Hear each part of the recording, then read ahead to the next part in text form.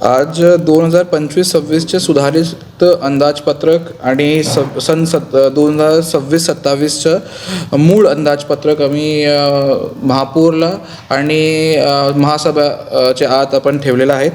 ते सुधारित अंदाजपत्रक होता 1117 कोटीचा आणि सन 2026-27चं मूळ अंदाजपत्रक आहे 1179.1097 कोटीचा.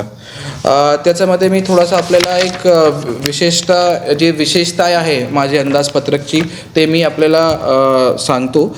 आपण याच्यामध्ये एक APJ अब्दुल कलाम शिक्षा अभियान म्हणून राबवणार आहोत. त्याच्यामध्ये आपण 1 कोटीची तरतूद ठेवलेली आहे, ज्याच्यामध्ये आपण भिन्न शैक्षणिक साहित्याचा पुरवठा करणार आहोत.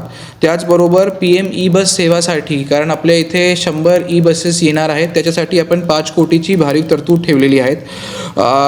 एक GIS सर्वे आपला चालू आहे महापालिकेमध्ये, त्याच्यासाठी सुद्धा आपण 10 कोटीची तरतूद ठेवलेली आहे. याच्यामुळे आपला एक असेसमेंट जे आहे ते व्यवस्थित होऊन जाईल आणि स्ट्रीमलाईन होणार. त्याचबरोबर स्कूल रिपेअरवर माझा भर आहे, त्याच्यासाठी आपण 4 कोटीची तरतूद ठेवलेली आहे. 100 MLDची योजनाचं काम सध्या चालू आहे. ते सेंट्रल गव्हर्नमेंटची योजना आहे अमृत 2.0 मध्ये, त्याच्यासाठी सुद्धा आपण 25 कोटी ची तरतूद ठेवलेली आहे. त्याचबरोबर आपल्याला सगळ्यांना माहीत आहे की भिवंडीमध्ये आपण एक रोड वायडनिंगची मोहीम राबवली होती. त्याच्यामध्ये आपण लोकांना एक प्रॉमिस केलं होतं की जे काही पुनर्वसन आहे किंवा रोड आहे, रोड कन्स्ट्रक्शन ते आपण करणार आहोत.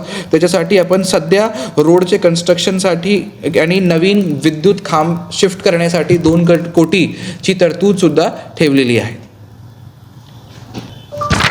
डिटेल माहिती 5%ची अराउंड ते मी आपल्याला एक्झॅक्टली एकदा बघून मी आपल्याला सांगतो. पण ओव्हरऑल 326 लाखाची 5%ची तरतूद आपण ठेवलेली आहे. त्याच्यामध्ये आपण महिला बाल कल्याण, दुर्बल घटक कल्याण व दिव्यांग कल्याण इन्क्लुडेड आहेत.